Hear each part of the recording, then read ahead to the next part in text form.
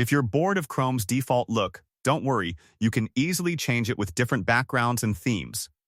In today's video, I'll show you how to customize the Google Chrome background on your phone.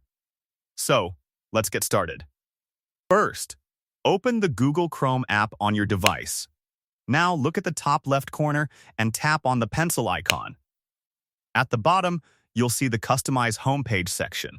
Swipe through the available options to preview different built-in backgrounds and themes. If you want more styles, tap on the plus icon in the list. A pop-up menu will appear on your screen. From here, select Themes. Now you can browse through different categories and backgrounds available for Chrome. Choose the theme or background you like the most. After selecting it, tap on Done in the top right corner. Your new Chrome background will appear instantly.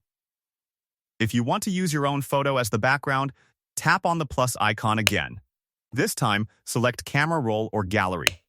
Now choose any image from your photos or albums. You can also pinch to zoom in or out and adjust the image the way you want. Finally, tap on Save at the bottom.